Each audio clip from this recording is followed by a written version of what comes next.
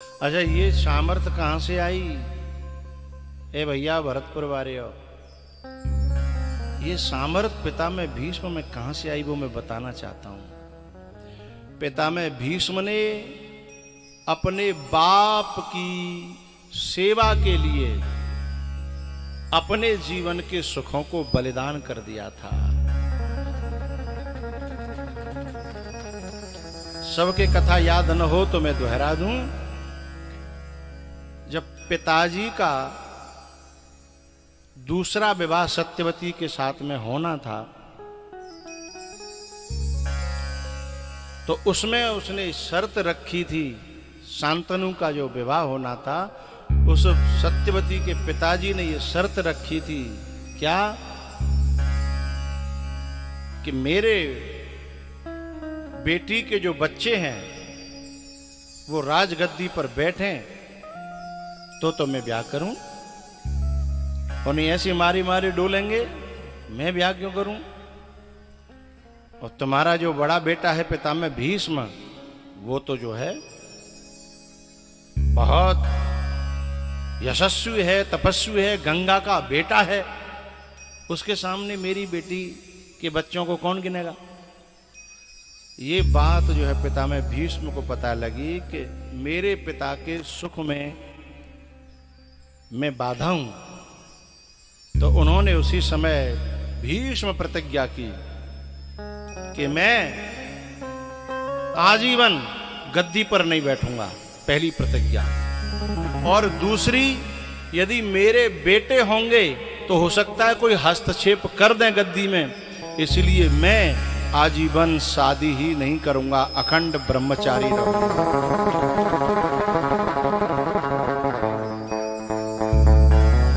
इस प्रतिज्ञा से उनके पिताजी इतने प्रसन्न हुए और उन्होंने वरदान दिया कि बेटा, तूने मेरे ऊपर इतना बड़ा ऋण कर दिया है कि मैं चुका नहीं सकता, और शायद ऐसा बेटा न भूतो न भविष्य। अपना सारा जीवन का सुख त्याग दिया तूने, राजगद्दी त्याग दी, गृहस्थ जीवन त्याग दिया। मैं बड़ा खुश हूं और मैं तुम्हें इच्छा मृत्यु का वरदान देता हूं। जब चाहोगे तो मरोगे और नहीं चाहोगे तो तुम्हें काल भी मार न सकेगा। ये वरदान कहां से आया? माँ बाप की सेवा करने से। मैं उन बच्चों को कहना चाहता हूं, बच्चे लोग कहते हैं कि हमारे जीवन में महाराज ये बरकत नहीं हो रही, ये सफलता नहीं मिल रही, वो सफलता नहीं। अरे तुम्हारे घर में देवता बैठे हैं माँ बाप के रूप में, कभी पूजा? बरकत कहां से होगी? सुख कहां से आएगा? माँ बाप देवता के रूप में हैं और वो दुखी है तुमसे, और तुम चाहते हो कि हमारे जीवन में सुख आ जाए। सवाल ही पैदा नहीं होता साहब। और पितामह भीष्म को तो इच्छा, एक बात मैं आपको बताऊं, स्वर्ग का जो राजा इंद्र है ना, उसको भी इच्छा मृत्यु का वरदान नहीं है। एक बार रामायण में कहा भयो कि जब राक्षस बहुत मर गए तो रावण ने सोचा कि एक काम किया जाए, ये जितने देवता हैं ना ये अमर हैं, ये मरेंगे नहीं, जिन्हें सेना में भेजो। बात समझ में आ रही है? ये मरेंगे नहीं, जिन्हें सेना में भेजो।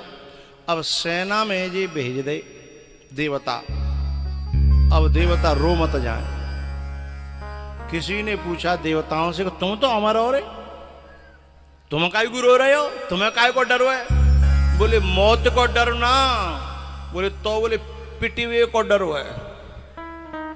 और बोले कम से कम मनुष्यों को, बंदरों को, भालुओं को, राक्षसों को ये कम से कम सुविधा तो प्राप्त है कि ज्यादा पिटो तो मर जाओ, लेकिन हम तो मरी ना सकते, पिटेंगे ही पिटेंगे। सोचिएगा, इनके लिए वो वरदान प्राप्त नहीं था जो पितामह भीष्म को प्राप्त है। किसके कारण? माता पिता की, बोलो बोलो, सेवा के कारण। जो व्यक्ति अपने माँ बाप का भक्त बनता है, माँ बाप की सेवा करता है, लक्ष्मी उसके चरणों में लुटपुट होती है। सफलताएं उसके चरण चूमती हैं। उसे फेल कौन कर सकता है? जो बेटा सुबह जग करके धरती माता के पांव छुए, फिर अपनी माता के पांव छुए, फिर अपने पिता और बाबा दादा इन सब के पांव छुए, इनके आशीर्वाद को लेके माथे पे जो चलेगा, अरे मृत्यु उसका बाल बांका नहीं कर सकती है। काल भी पहले आज्ञा लेगा। अच्छा, आप ये कहोगे कि भाई माँ बाप में खुद में तो शक्ति ना है तो वो हमें का आशीर्वाद देंगे। मेरी बड़ी प्यारी बात कहना चाहता हूं। एक छोटा सा सिपाही और आपने कोई रूल उल्लंघन करो, एक छोटा सा सिपाही आपको रोक देता है। आपसे वो ताकत में कम है, हाइट पर्सनालिटी में कम है, आपसे पैसा में कम है, लेकिन फिर भी आपको रोक देता है वो, क्योंकि वो ताकत सिपाही की नहीं है। बताओ, हाँ, पावर वहां से मिली हुई है, कानून की ताकत उसके पास है। ऐसे ही हर पिता को, हर माँ को उस परमात्मा के संविधान की ताकत है कि वो आशीर्वाद दे सकते हैं। उसने बनाया है कि जो माँ बाप की सेवा करेगा वो फलेगा, फूलेगा, लक्ष्मी उसके चरणों की दासी बनेगी, सफलताएं उसके पांव चूमेंगी। लेकिन कोई ले ना जाने तब तो हम लोग तो ये देखते हैं, हमारा बाप जा लायक ही ना महाराज जी, हम करें का है? कब उस सिपाही जा लायक है तो वह चौराहे पे है? लेकिन उसकी पावर है, उसे परमात्मा से पावर मिली है? माँ बाप को परमात्मा से पावर मिली है भैया, है ना? तो जिन्होंने ये आशीर्वाद लिए हैं वो पिता में भीष्म की तरह काल को भी ललकार सकते हैं। और ये बात जो राम जी ने रामायण में कही है, जब परशुराम जी महाराज ने कहा कि क्यों रे तुम हो कौन जो मेरे से जवान लड़ा रहे हो, जिन्हें के सो लक्ष्मण, और बोले सामरो सो, बोले तुम जैसे तो मैंने जन कितनी 21 वेर हैं काट काट के फेंक दे, तुम 2 बालक मेरे सामने। तब राम जी ने कहा, बाबा एक बार कालहु सन लरही, एक बार। हमें अपने माता पिता का आशीर्वाद प्राप्त है। एक बार के लिए काल भी आ जाएगा ना, हमसे जीत नहीं सकता, क्योंकि राम जी पिता के भक्त हैं, राम जी माँ के भक्त हैं?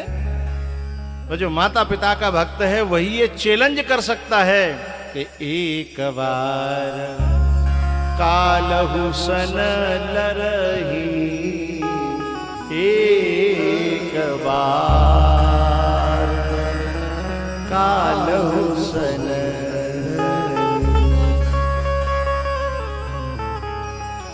पितामह भीष्म ने कहा कि ए मौत, मैं तुझे बुला लूंगा जब जरूरत पड़ेगी। ठीक है। अब ये 5 पांडव, द्रौपदी और भगवान श्री कृष्ण पितामह भीष्म से मिलने के लिए रणभूमि में आए। कुरुक्षेत्र में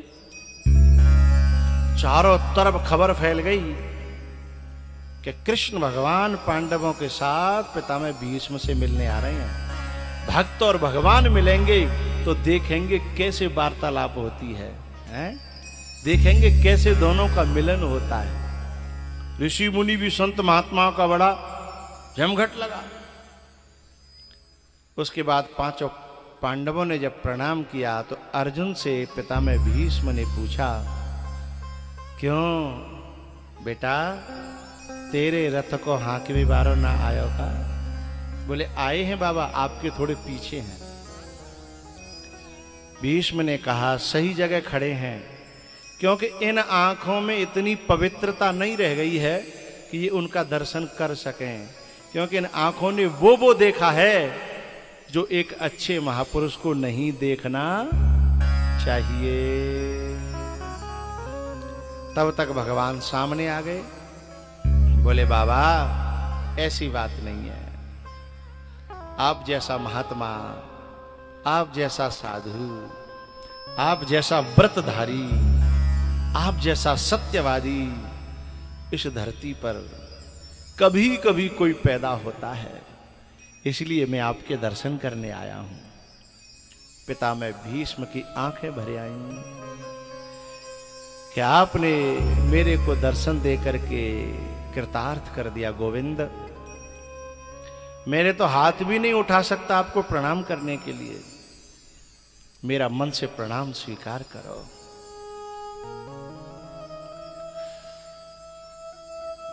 अर्जुन मुझे प्यास लगी है, जरा पानी पिला दो। अर्जुन का नाम नहीं लिया उन्होंने कहा मुझे प्यास लगी है। इतने में बेहू आगे कौरव। सो दुर्योधन कहता है अरे जाओ सोने के कलश में पानी लाओ, पितामह को भीष्म को पितामह को प्यास लगी है। पितामह ने कहा मुझे किसी के हाथ का पानी नहीं पीना, अब तो मुझे मेरी माँ का पानी पीना है, गंगा का। अरे जाओ जाओ गंगा जी में से लाओ। बोले नहीं, मैं मेरे अर्जुन के द्वारा लाए हुए गंगा जल का जल पीऊंगा। अर्जुन रो रहा था कि आज मेरे बाणों से मेरे पितामह की यह हालत हुई है। हे विधाता, ऐसे दिन किसी को मत देना। जिन गोदों में एक बालक खेला हो और वही फिर बाण उनके ऊपर चलाए हों, ऐसे दिन कभी किसी को मत देना। बाबा मैं अभी पानी की व्यवस्था करता हूं, जल की व्यवस्था करता हूं। अर्जुन ने वहीं पर मां गंगा का आह्वान करके बाण छोड़ा और वहीं से गंगा मैया प्रकट हुई और सीधे पितामह भीष्म के मुखारविंद में।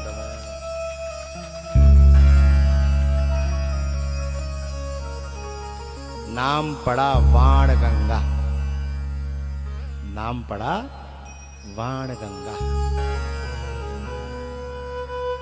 भैयाओ,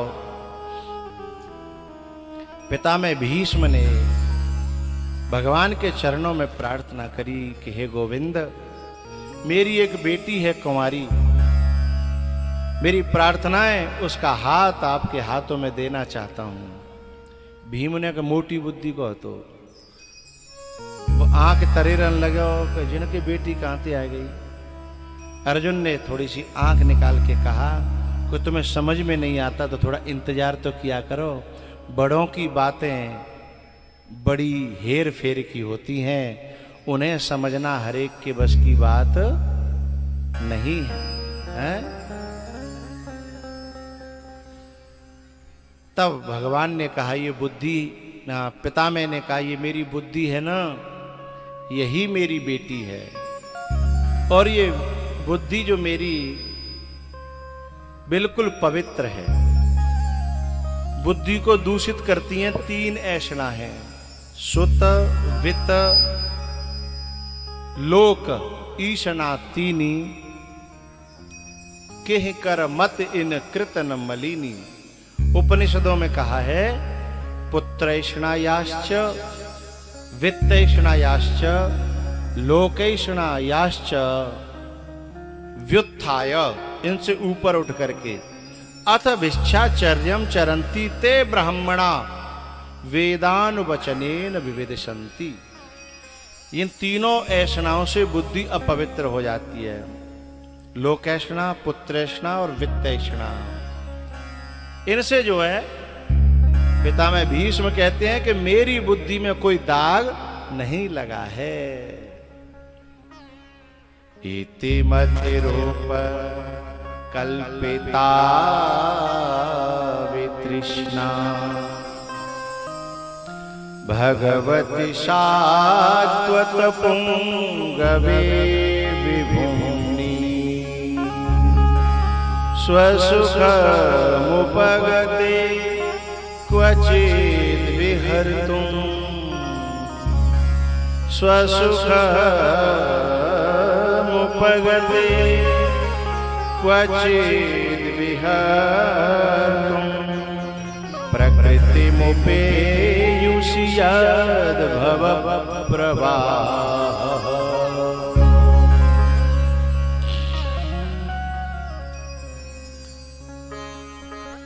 पितामह भीष्म कहते हैं कि आप मेरी इस बुद्धि को अपना लोगे तो बड़ी कृपा होगी। मेरी बुद्धि है वितृष्णा, यानी तृष्णा से रहित। विगता तृष्णा यस्मात् सा वितृष्णा, जिससे तृष्णा निकल गई है। ऐसी बुद्धि आपके चरणों में मैं समर्पित करता हूं। उसके बाद भैयाओ, कन्हैया ने कहा कि मैं आपकी बुद्धि को स्वीकार करता हूं, और क्योंकि वे बुद्धि मुझे अपने आप प्राप्त कर लेती हैं जो निर्मल हैं, निर्मल मन जन सो मोहे पावा, मोह कपट छल छिद्र न भावा।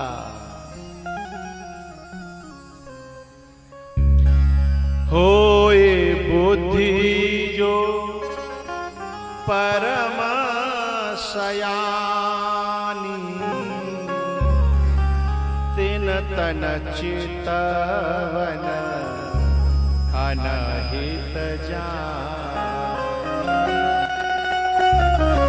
रिद्धि सिद्धि बहु प्रेरहे आई, बुद्धि ही लोभ दिखावहि भाई।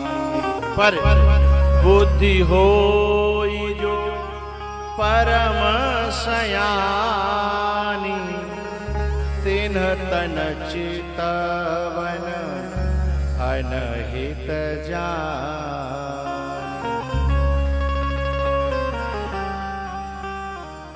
हमारे वेदांत में पढ़ाया जाता है, हमारे संत भगवान बैठे हैं। कल मैं गया था दर्शन करने के लिए, ऊपर पहाड़ पे आश्रम है महाराज जी का, स्वामी जी का। तो मैं कल यहां से सीधे, और मेरी तो हैं तो मेरे ही अपने, लेकिन मेरा परिचय पहली बार कल हुआ। मेरे जो बाबा गुरु हैं उनके ही कृपा पात्र हैं, लेकिन मैं तो घूमने वैसे ही पहाड़ पे निकल गया, और वहां पहाड़ पे मिल रही थी बाजरा की खिचड़ी, और कहा था बाबा गुरु जी वहां में गोभी आलू सब कछु तो कहा कहता बात अन्नकूट है, अन्नकूट, बाजरा की खिचड़ी और अन्नकूट दोनों दोना में भर भर के मिल लो। आ हा, और मुझे बहुत प्यारा हो। तो अब मैंने गाड़ी रुकवा के पहले तो मैंने अन्नकूट ले, पर मैंने वो दोना में कुछ सरे पर बैठो नहीं। मैंने कि भैया दोना तो म्यो का होगा। मैंने अपने बालकन से कही कि भाई कहें तो कछु निकारो, कछु थारी फारी हो है, तो ने बात बने। तो हम कछु मिले नहीं। फिर हम स्वामी जी के आश्रम पे ऊपर पहाड़ पे, और भैरव बाबा का मंदिर है। गांव का नाम क्या उसका? मांगरेन है, मांगरेन, हाँ मांगरेन को वो पहाड़ है। तो बाबा ऊपर चढ़ के गए। मांगरेन यहीं पास में ही 6-7 किलोमीटर है। आला पुरी से रास्ता है, हाँ एक आला पुरी से रास्ता तो बहुत अच्छा है, वो तो बढ़िया रोड है, फर्स्ट क्लास। पर हमें जो राजस्थान में बढ़िया रोड नसीब ही नहीं होती। हमें तो एक ऐसी रोड पर ले गए बालक को जो टूट रही, फूट रही, बन रही, वो यहीं ते गई है, जही गांव में थे ना, आगे चल के तो मैंने कहा भैया हमारे नसीब में राजस्थान की अच्छी रोड लिखी ही नहीं है। तो ऊपर पहाड़ पे स्वामी जी को हम दिख गए, पहचान ले। ओहो, तो फिर बाल्टी भर के अन्नकूट और एक बाल्टी में बाजरा की खिचड़ी, और फिर हमने साहब शुरू करो। आहा, दे दो ना, दे दो ना, दे दो ना, आनंद आ गया। तो महाराज जी वेदांत के बड़े जानकार हैं। तो हमारा जो वेदांत है उसमें जो सबसे पहला दोष है वो मल है, मल। और मल जो है ना, वो मल है क्या? ये लोकैषणा, पुत्रैषणा और वित्तैषणा, यानी लोक में प्रतिष्ठा की इच्छा, इसे लोकैषणा कहते हैं। वित्तैषणा कि कैसे आवे बुरे भली मार्ग ते धन आ जाए, कहते वित्तैषणा कहते हैं। और पुत्रैषणा बोले मेरे ज्यादा से ज्यादा नाती हो, बेटा हो, पुत्र हो, जी पुत्रैषणा है। ये तीनों ऐषणाएं मल हैं, और ये तीनों ऐषणा जिस बुद्धि में नहीं होंगी वो वितृष्णा बुद्धि होगी, यानी मल रहित। दूसरा जो दोष है वो विक्षेप का है, आवरण विक्षेप, मल विक्षेप और आवरण। तो जो विक्षेप है ना वो है रजोगुण, ये क्रिया करना, ये करना, वो करना। और तीसरा दोष है आवरण, यानी अज्ञान, यानी हम हैं तो ईश्वर के अंश, लेकिन हम अपने आप पे क्या मान बैठे हैं? चिंटू के पापा, चिंटू की मम्मी, हम चिंटू के भैया, हम पड़ गए चिंटू के पीछे। तो हम जे मान बैठे हैं, लेकिन क्या ओरिजिनल में हम यही हैं? क्यों भैया पीछे आयो? हम ये नहीं है। ए मैया, हम यही हैं? नहीं है। तो फिर हम कौन हैं? ईश्वर अंश, जीव अविनाशी, चेतन अमल, सहज सुखरा, इममैवांसो जीवलोके, जीवभूतः सनातनः।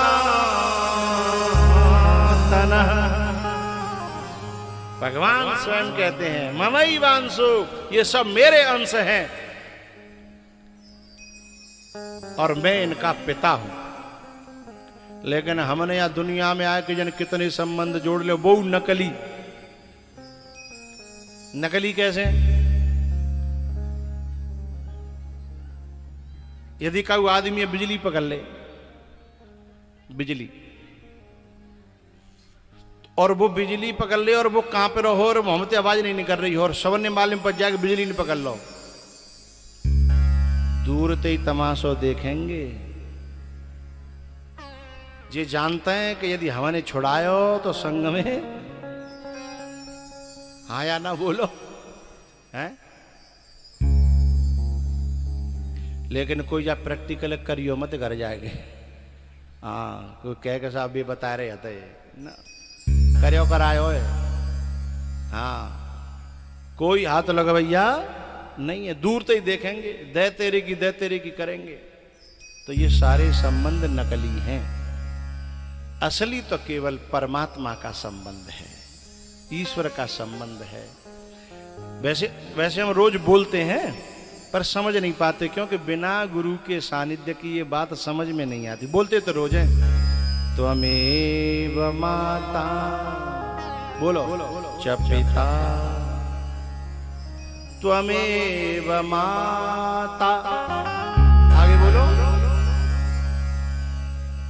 त्वमेव बंधु। और तोता की तरह बोल रहे रटे रटाए, है ना? हम भी बोल रहे हैं, तुम भी बोल रहे हैं।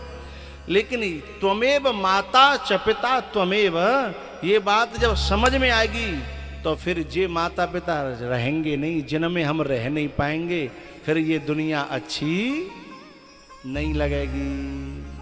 फिर स्वामी जी की तरह घर परिवार है छोड़ के पहाड़ी पर रहेंगे हैं। देख लिया दुनिया का नजारा और ना हम किसी के न कोई हमारा।